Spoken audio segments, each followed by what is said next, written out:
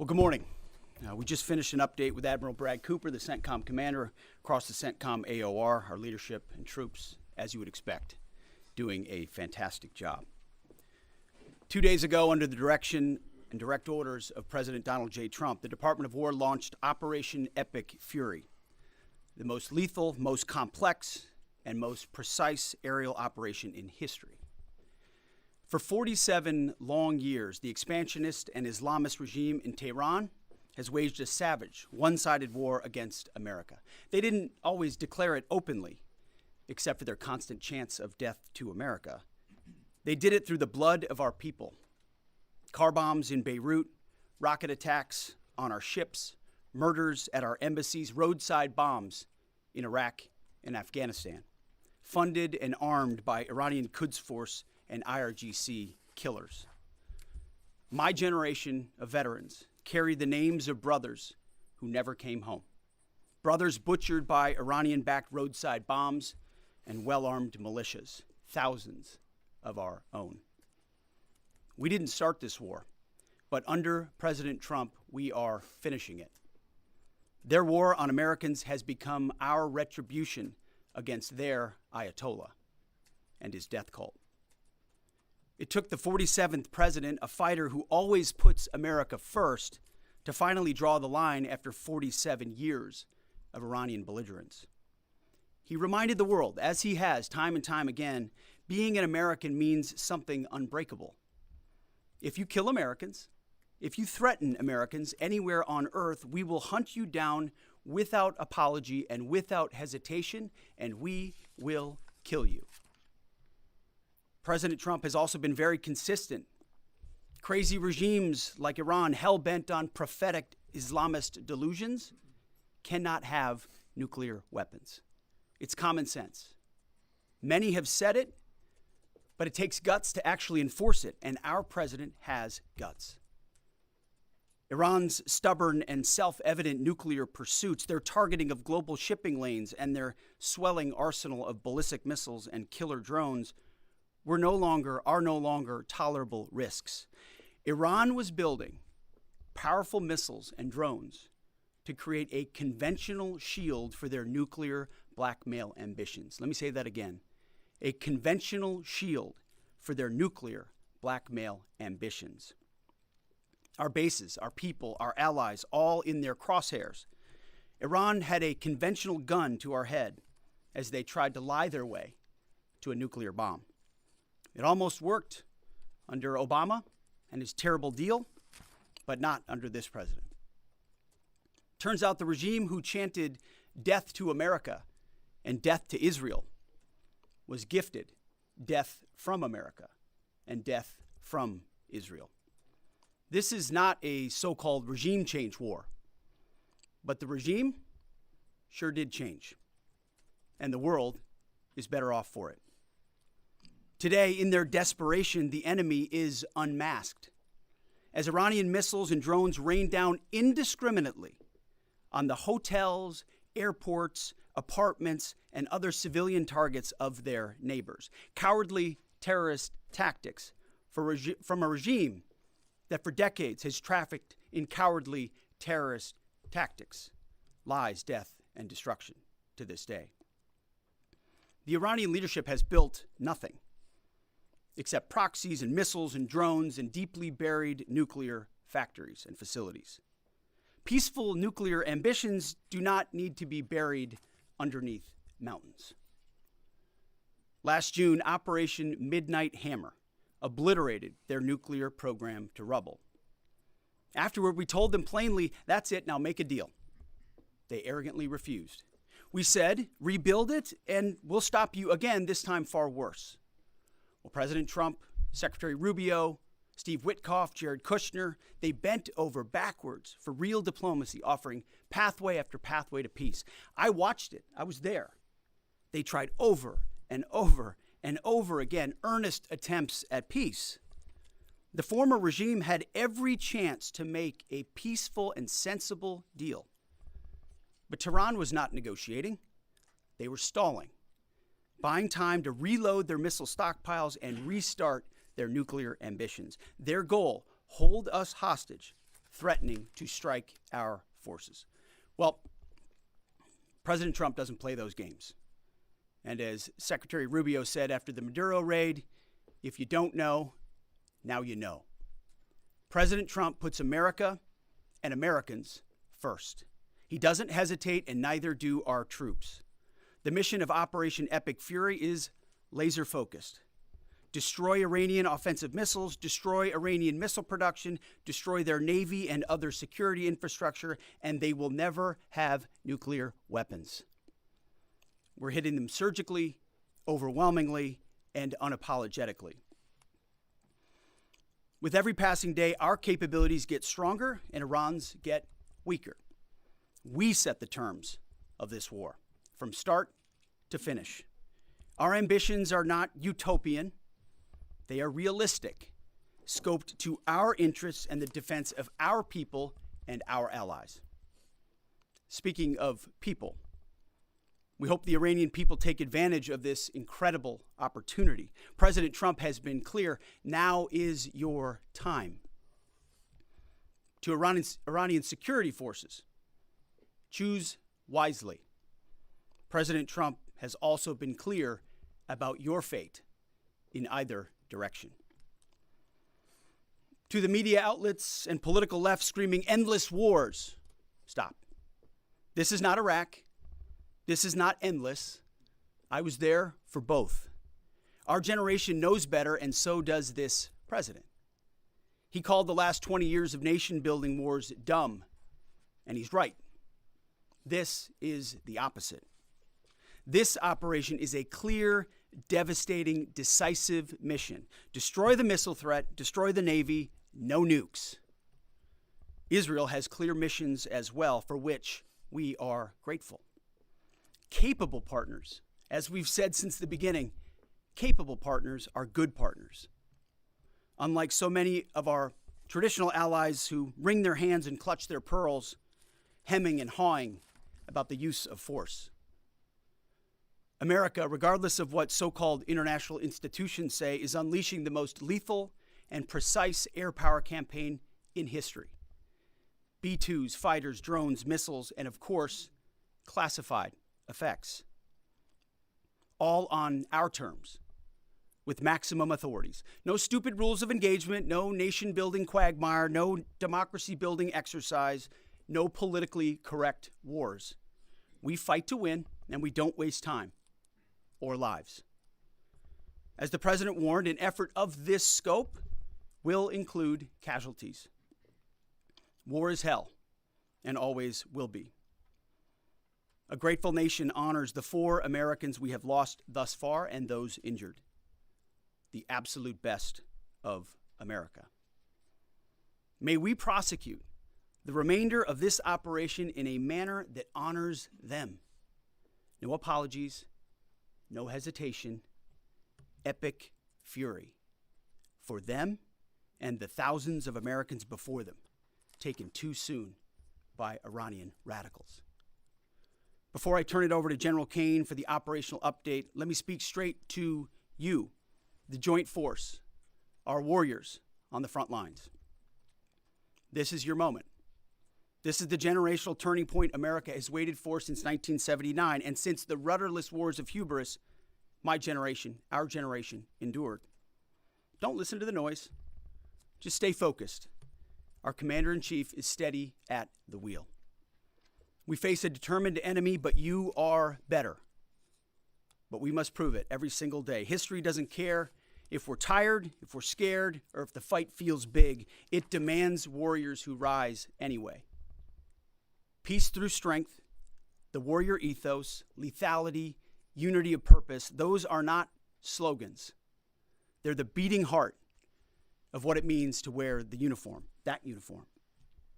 You think clearly under fire, you act decisively in chaos, you uphold the Constitution, and you uphold our country without hesitation. We are not defenders anymore. We are warriors, trained to kill the enemy and break their will. History is watching.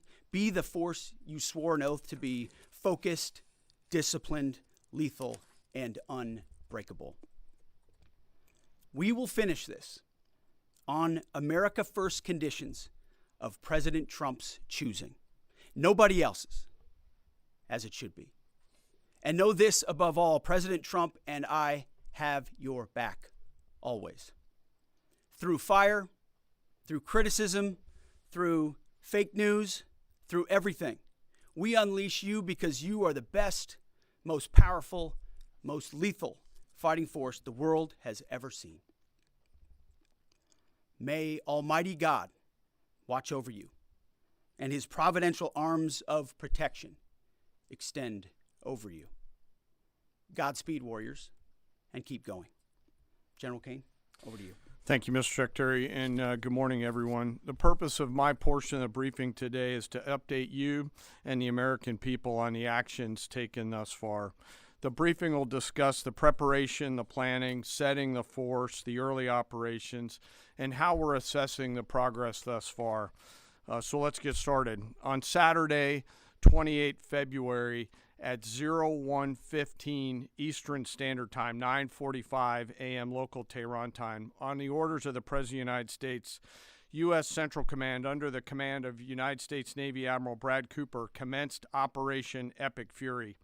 As I said, I'm going to walk you through the initial phases of the operation, but first I want to express my deep condolences and the condolences of the Joint Force to the Department of War personnel killed and wounded in actions thus far. As the Secretary said, they're heroes and represent the best of our nation has to offer. They're true examples of what selfless service means. Our deepest and heartfelt condolences are with their families, their friends, and their units. We grieve with you and we will never forget you. Additionally, I stand here before you today grateful for each service member, planner, logistician, operator across our joint force, for our Department of War civilians, our intelligence community teammates, our interagency teammates who continue to stand in harm's way alongside us. I am proud of all of you as you take the fight to the enemy, and we are the best in the world at integrating, period. I want to extend my personal gratitude to the dedicated commanders and senior enlisted leaders and the enlisted members of the Joint Force who are fighting this fight across the CENTCOM AOR. In addition to Admiral Cooper and Fleet Master Chief Compton, I want to highlight a few today. U.S. Army Central Command Commander Lieutenant General Pat Frank, who along with his team are fighting the counter-missile and counter-drone fight. United States Navy Central Command Commander Vice Admiral Kurt Renshaw and his team, who are engaged with the Iranian Navy and projecting American naval combat power from the seas. And United States Air Force Central Command Commander Lieutenant General Derek France and his leadership team, who are crushing Iranian targets from the air. I want to highlight the support to the CENTCOM fight from other combatant commands who are directly involved with this effort, to include U.S. Spacecom, U.S. Cybercom, and U.S. UCOM. I also want to specifically call out United States Transportation Command and U.S. STRATCOM for their contributions to this fight. We cannot project American combat power at the time and place of our choosing without both.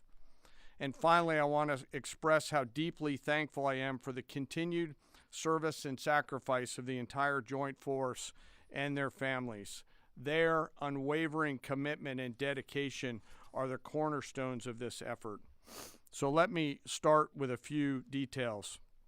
First, to be clear, as the Secretary said, this is not a single overnight operation. The military objectives that CENTCOM and the Joint Force have been tasked with will take some time to achieve, and in some cases will be difficult and gritty work. We expect to take additional losses, and as always, we will work to minimize U.S. losses. But as the Secretary said, this is major combat operations. So let me talk about the preparation and the planning. On February 28th, the full strength of America's armed forces came together in a unified purpose against a capable and determined adversary. The United States Army, Navy, Marine Corps, Air Force, Space Force, Coast Guard, and our reserve components integrated across our combatant commands and began coordinated operations with the Israeli armed forces of an unprecedented scale. As the Secretary laid out, our military objectives are clear. Our mission is to protect and defend ourselves and, together with our regional partners, prevent Iran from the ability to project power outside of its borders, and be ready for follow-on actions as appropriate. Across every domain, land, air, sea, cyber, the U.S. Joint Force delivered synchronized and layered effects designed to disrupt, degrade, deny, and destroy Iran's ability to conduct and sustain combat operations.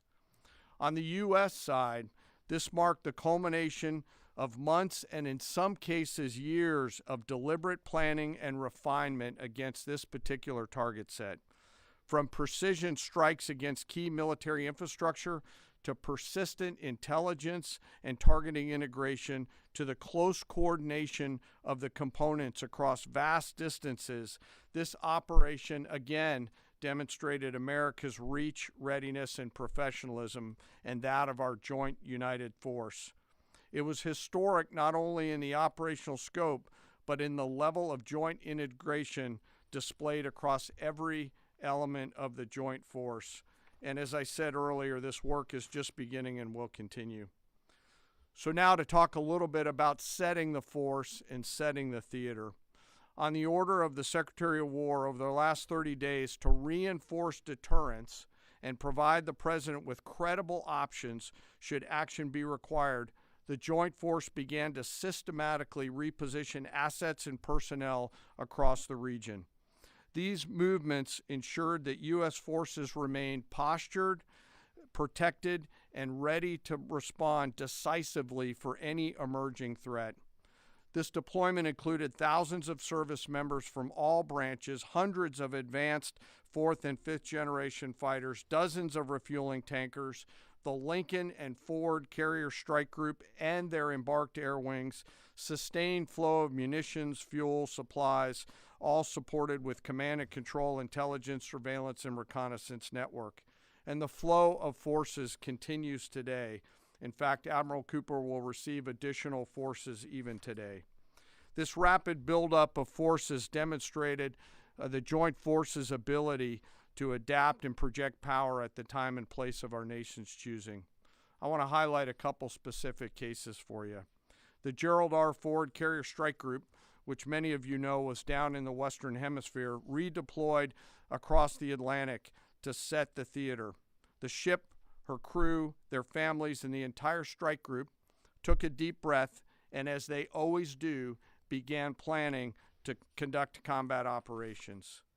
The integrated Reserve and National Guard forces have continued to demonstrate the value of America's reserve forces, including the Wisconsin Army National Guard operating in Kuwait and Iraq, and Air National Guard units from a variety of states to include Vermont and Virginia.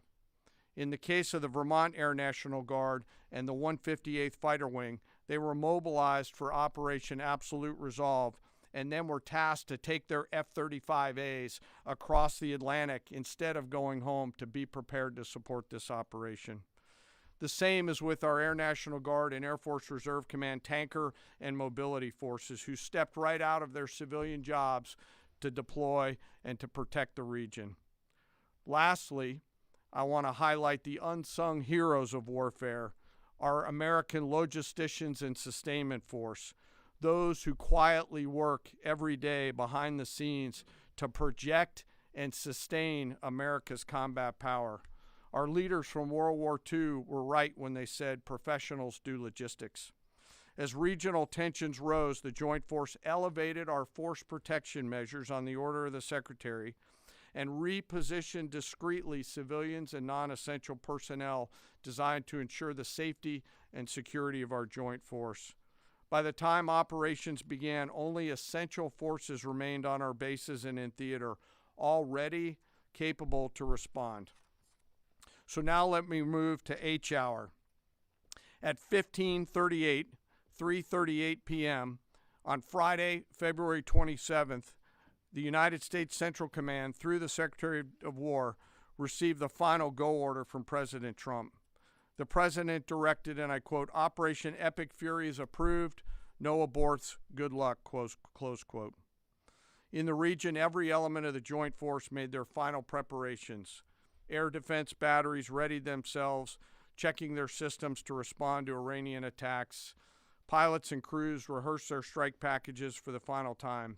Air crews began loading their final weapons, and 2 carrier strike groups began to move towards their launching points. Across the globe, our operations centers came alive in Tampa, Florida, here at the Pentagon, and of course forward in the Central Command AOR. As always, operational security was paramount as we sought to maintain and sustain the element of surprise. This operation was highly classified so that at H hour, the enemy would see one thing: speed, surprise, and violence of action. The first movers were U.S. Cybercom and U.S. Spacecom, layering non-kinetic effects, disrupting and degrading and blinding Iran's ability to see, communicate, and respond. At H hour, the beginning of major combat operations, 01:15 local Eastern Daylight Time, 9:45 local AM Tehran time, as dawn crept up across the Central Command AOR, the skies surged to life. More than 100 aircraft launched from land, sea, fighters, tankers, airborne early warning, electronic attack, bombers from the States, and unmanned platforms, forming a single synchronized wave. This was a daylight strike based on a trigger event conducted by the Israeli Defense Forces, enabled by the U.S. intelligence community. The first shooters at sea were Tomahawks unleashed by the United States Navy, closed in on Iranian naval forces, and began to conduct strikes across the southern flank in Iran. On the ground, forces fired precision standoff weapons, measured, deliberate, precise, and lethal. This was a massive, overwhelming attack across all domains of warfare, striking more than 1,000 targets in the first 24 hours. We are now roughly 57 hours into the operation.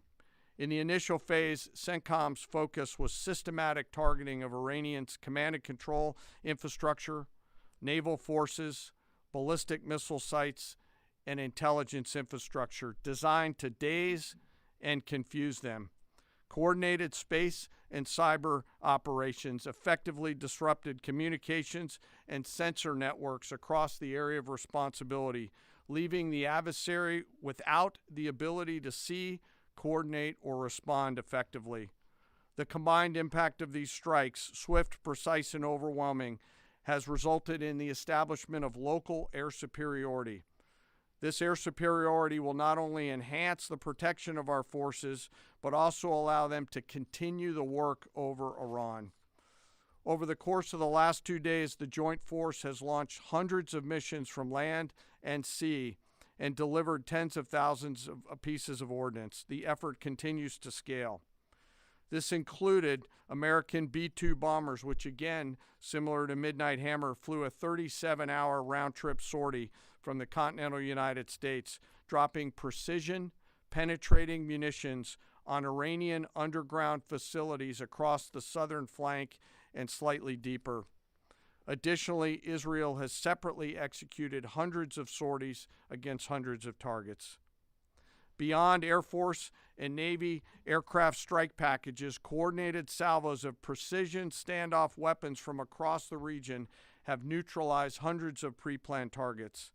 As I mentioned earlier, in support of these kinetic operations, U.S. Cybercom and Spacecom have continuously layered effects to disrupt, disorient, and confuse the enemy.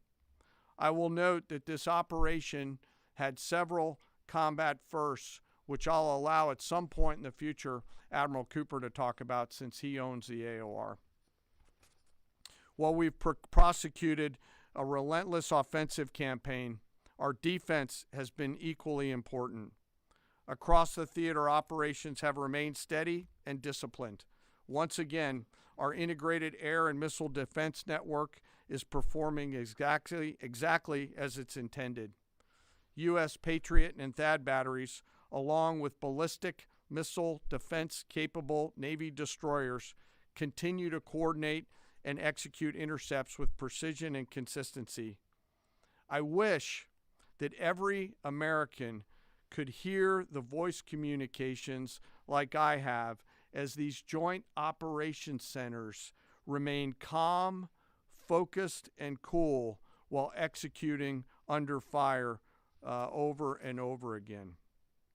Collectively, these systems have intercepted hundreds of ballistic missiles targeting U.S. forces, our partners, and regional stability. The threat from one-way attack UAVs has remained persistent. Our systems have proven effective in countering these platforms, engaging targets rapidly.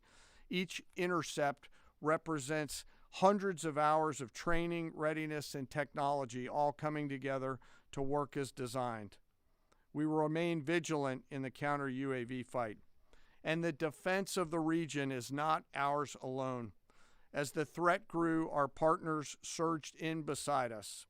Air defense batteries in Qatar, the UAE, Kuwait, Jordan, and Saudi Arabia joined the fight, proof positive that years of training, trust, and hard-earned integration pay off.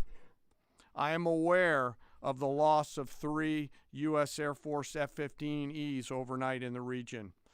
I am grateful for the safety of the crews, and we know that this was not from hostile enemy fire. As this matter's under investigation, I'll not comment further on this. Let me close. Operations will remain active across the theater and across the globe. The U.S. forces are postured not only to maintain pressure, but to respond and adapt as required. Operation Epic Fury stands as a reminder of what the United States military uniquely delivers: the ability to project power on a global scale with speed, surprise, precision, and overwhelming force when and where our nation requires it.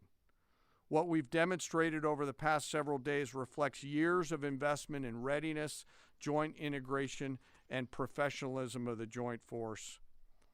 As major combat operations continue across CENTCOM, we remain engaged globally. America's joint force retains the credibility, capacity, and flexibility to respond to any contingency anywhere in the world at any time. To those who would test our resolve or threaten the United States, our allies, or our interests, understand clearly we can reach you, we can sustain the fight, and we can scale the fight, and we will prevail. To the American people, your joint force remains steady, frosty, calm, and focused. Your service members are trained, disciplined, and determined. We understand the risks of this mission and the weight of the responsibility that we carry. We also recognize that our families also shoulder the burden at home. You are a part of this too. I am proud today, as I am every day, to stand as a member of America's joint force. There is no mission too complex, no distance too great, and no adversary too determined for the men and women who wear our nation's uniform. We mourn our fallen, we honor their families, and we continue our mission with focus, unity, and strength. And now I'm happy to take any questions. Thank you, Mr. Chairman. Right here. Go ahead. Thank you for your time. What percentage of Iranian long-strike capabilities are still in the fight, and what is our exit strategy here, and when will it be deployed? Well, they have long-range strike capabilities, which we are hyper-focused on. The brief we got just this morning, Admiral Cooper knows exactly and precisely what kind of threat matrix he's looking at, the way they might change their techniques, and how we adapt to that. So we're making sure the theater commander has absolutely everything he needs. I mean, one of the things the chairman mentioned is for months and months, even before we built up, we ensured that we had maximum defensive capabilities in theater to allow the president the decision space in the future. So even before this buildup in the last 30 days, we discreetly brought defensive assets in to make sure, understanding that there are Iranian capabilities. As far as time frame, I would never hang a time frame from our perspective. The commander-in-chief sets the op tempo and terms of this fight. As I said, it's on his terms. And we'll make sure that Admiral Cooper and his team have everything they need, not just to defend. I mean, the best defense is good offense. And so we're aggressively pushing into that airspace over that southern flank to ensure that we control it and we destroy anything that moves that would attempt to shoot us. Think of it as shooting the archer instead of the arrows. That's where we want to be. And we have the kind of exquisite intelligence to get over the top, find that and destroy it. It won't happen overnight. This is a big battle space with a lot of capabilities. That's part of the reason why it's such a threat to us. That's why I talk about conventional umbrella to blackmail nuclear ambitions. They were building up this conventional arsenal in order to ensure that no one would ever block them from their ability to get nuclear weapons. So we're very clear-eyed about the nature of this Iranian threat, and we're going to get after it. I don't know if you have anything to add to that, Mr. Chairman. Thank you for the question. The only thing I'll add is that unlike an operation, a single operation like Midnight Hammer or Absolute Resolve, it'll take some time for us to conduct battle damage assessment, and the targeting cycle that CENTCOM will run will take those things into effect. Admiral Cooper will adjust his plan and fires accordingly to ensure that we're attriting that. He's focused on long-range strike capability coming out of the enemy, and that's a key and essential part of it. Of the capabilities that still exist from the enemy front? Yeah, that's what I mean when I say we're still doing BDA. Normally we'd be able to see a singular thing and we'd assess pretty quickly. He's doing offense and assessment simultaneously, so it'll take longer for us to assess than it would in a single operation. Secretary Hegseth, thank you. Reagan Reese with the Daily Caller. 2 questions for you. The president said yesterday in his video message that we will leave Iran when we complete all of our objectives. What are our objectives, and can you share more information on how the soldiers who were killed were killed? Well, I laid out the objectives, as did the chairman. They're completely nested. I mean, Iran has an ability to project power against us and our allies in ways that we can't tolerate. So whether that's ballistic missiles and drones, so offensive capabilities, effectively their navy, which would attempt to set other terms and impose different costs, drone capabilities, which we laid out there, and ultimately, though this tying it back to Midnight Hammer, the president has been willing to make a deal. You can't have a nuclear bomb. Radical Islamists can't have a nuclear bomb that they wield against the world. He gave them every single opportunity. Then we precisely took it away. And even then, after that, they didn't have that. They didn't come to the table with a willingness to give it away. So ultimately, those nuclear ambitions, which never ceased, are something that had to be addressed as well. So that's a discrete sense of what's being addressed here to ensure that they can't use that conventional umbrella to continue a pursuit of nuclear ambitions. And then as it pertains to the U.S. casualties, that particular incident was, you have air defenses and the lot's coming in and you hit most of it, and we absolutely do. We have incredible air defenders. Every once in a while you might have one, unfortunately we call it a squirter that makes its way through, and in that particular case it happened to hit a tactical operations center that was fortified, but these are powerful weapons. So we certainly will do, as I said, moments like that, as we remember them and we take care of them and take care of their families, only stiffen our resolve to ensure that we do this properly. Thank you. Yep. Right here. Thank you, Secretary Hegseth. I had 2 questions for you. First, are there currently any American boots on the ground in Iran? No, but we're not going to go into the exercise of what we will or will not do. I think it's one of those fallacies for a long time that this department or presidents or others should tell the American people this, and our enemies, by the way, here's exactly what we'll do. Here's exactly how long we'll go. Here's exactly how far we'll go. Here's what we're willing to do and not do. It's foolishness. And so President Trump ensures that our enemies understand we'll go as far as we need to go to advance American interests. But we're not dumb about it. You don't have to roll 200,000 people in there and stay for 20 years. We've proven that you can achieve objectives that advance American interests without being foolish about it. Now, will we be bold about it? Are we willing to be decisive about it? Do we put months and months of planning into what kind of effects we want to achieve? Absolutely. But going forward, why in the world would we tell you, the enemy, anybody, what we will or will not do in pursuit of an objective? We fight to win. We fight to achieve the objectives the President of the United States has laid out, and we will do so unapologetically. Thank you. Is there any significance to Israel carrying out the strike to kill the Ayatollah? And I wanted to know, what was your immediate reaction to finding out about his killing? I think Israel did a great job in the conduct of that operation. President Trump put a 4-week you go, timeline right on here, it. Are you please. saying that's wrong? Yeah, thank you. You mentioned during the briefing, General Caine, that there would be additional troops sent to the region. Could you say how many troops currently are involved in this operation and how many additional troops are planned to go in this next phase? I don't want to talk specifics because that would tip the enemy off. We have more tactical aviation flowing into theater just based on the time it took to get it out there. I think we're just about where we want to be in terms of total combat capacity and total combat power for Admiral Cooper. One of the things, though, that a commander, he'll consistently assess the trajectory of the campaign. Is he on or off trajectory? And then make an ask of the joint force, which will then develop options for consideration by the Secretary and the President to either increase or in some cases decrease the amount of combat capability that we have over there.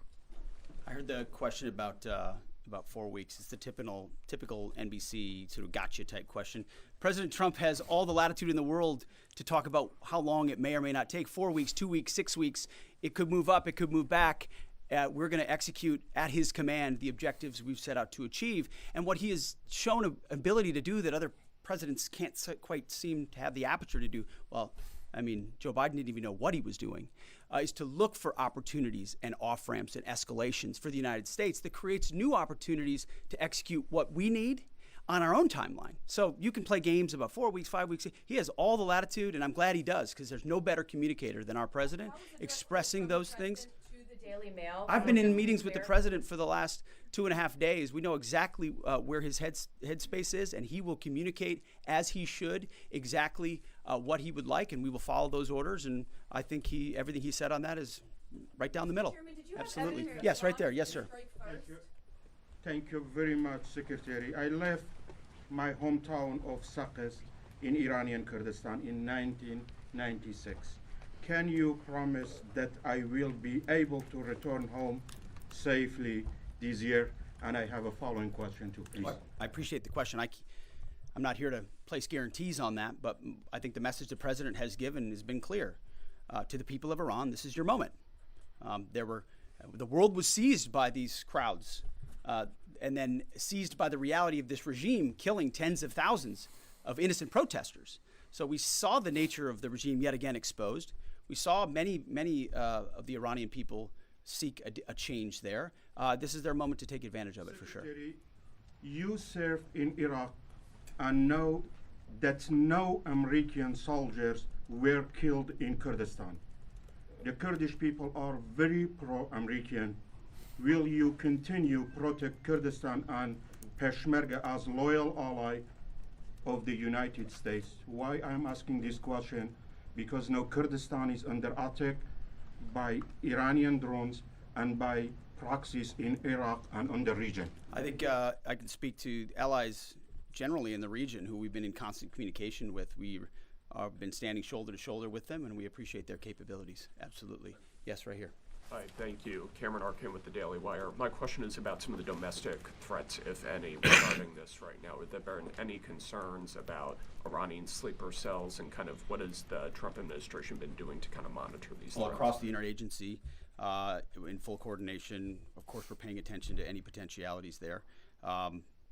This is a former regime, a regime that seeks to export that ideology and try to sow terror. We're ready for that. We've seen these types of folks before, and the American people can rest assured that we're vigilant on that. Right here. Secretary, thank you. Kind of a follow-up on that last question. There was just this, what appears to be a terrorist attack in Austin yesterday. How does that change the operation at all?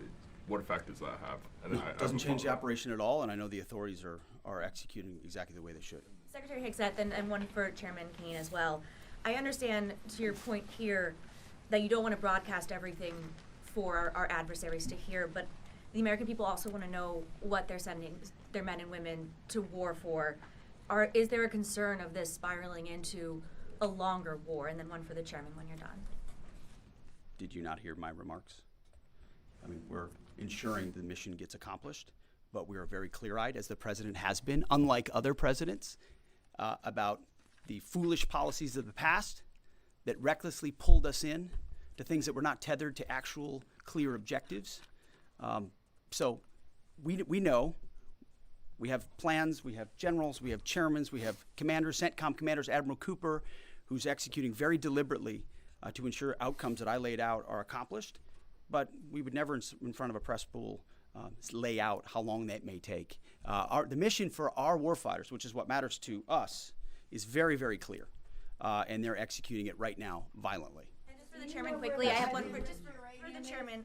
You said this is not a one-night operation. It will take time to achieve the goals.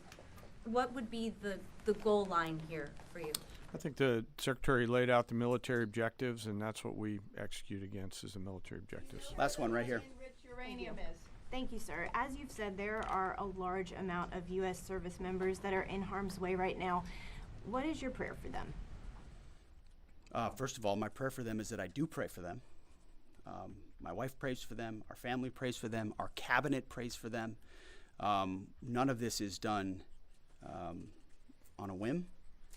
Having been in their boots, having been in their shoes, having been in their flight suits, I know we think about them with every decision that we make and every recommendation that we make to the President of the United States. Those recommendations are made prayerfully. And when I pray every day for them and for this mission, I pray simply for the biblical wisdom to see what is right and the courage to do it. It's going to take courage to follow through on this. There's going to be a lot of noise, and we pray for that, and we hope all of you do as well. Thank you very much. Appreciate it. Thank you.